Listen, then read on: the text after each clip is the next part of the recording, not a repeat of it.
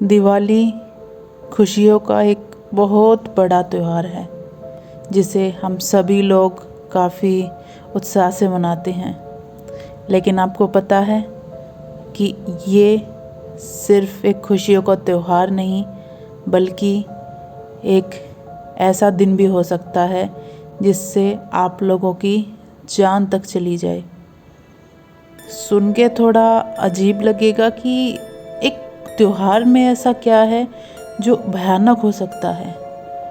तो ये बात जानने के लिए आपको ये वीडियो पूरा देखना पड़ेगा, ना सिर्फ किसी के फ़ायदे के लिए बल्कि खुद के बचाव के लिए। दोस्तों, आप सभी को ये तो पता ही है कि हम लोग दिए जलाकर अंधेरे में उजाला करके अच्छाई को बुराई पे हावी बनाते हैं। हम उजाले के ज़रिए अंधेरे को दूर कर देते हैं, लेकिन सिर्फ अंधेरा ही दूर होता है, ना कि अंधेरी चीज़ें जिसे हम नेगेटिव पावर्स बोलते हैं। ये पावर्स ऐसे ही कहीं से जनरेट नहीं होती, ना ये किसी से बनाई जाती हैं। ये कुछ अधूरी इच्छाएं होती हैं, लोगों के अंदर का गुस्सा जो बदले की भावना में भर जाता है, जिससे लोग इतना पागल हो जाते हैं कि एक दूसरे की जान के पीछे पड़ जाते हैं। अमावस्या की रात को आप लोगों को पता ही होगा कि सबसे ज़्यादा काला जादू किया जाता है। मैं हरियाणा से बिलोंग करने वाली एक लोकल गांव की लड़की हूँ जिसने ये सब चीज़ें अपने आगे होते हुए देखी हैं। दिवाली के टाइम पे भी पैराशूट जैसा एक मटका आपको अगर उड़ता हुआ दिखाई दे तो दोस्तों अपनी जान बचा के भाग लेना, क्योंकि वो एक काले जादू का तरीका है जिससे उसको भेजने वाला उसको किसी खतरनाक मकसद से भेज रहा है। अगर उस मटके को आप देख लेते हैं तो वो नकारात्मक शक्तियाँ आपको मारने के लिए दौड़ती हैं। ऐसा भी कई बार देखा हुआ है कि इससे इंसान को सीधा डर नहीं बल्कि मौत आती है।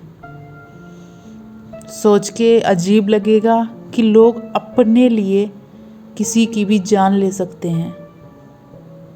चौराहे पर पैर रखना एक साधारण चीज़ मानी गई है, लेकिन कैसा हो कि कोई बड़ा कपड़ा जिस पे बस आपको पैर ही पड़ जाए और कोई खूनी आत्मा आपकी जान की दुश्मन हो जाए।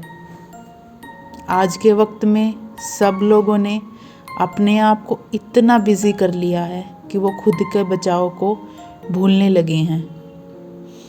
फैशन बुरी चीज़ नहीं है, लेकिन क्या फैशन से आपको नेगेटिव पावर्स पकड़ रही हैं?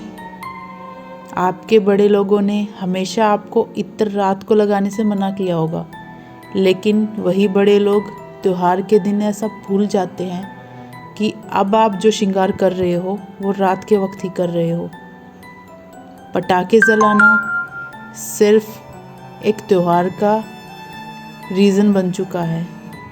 अगर हम उस चीज़ में खुशियाँ मना रहे हैं उसमें कुछ बुरा नहीं है, लेकिन अपने बचाव के साथ। आप लोग अपने घर परिवार की नज़र उतार के उसको घर के बाहर चौराहे के बीच में रखते हो।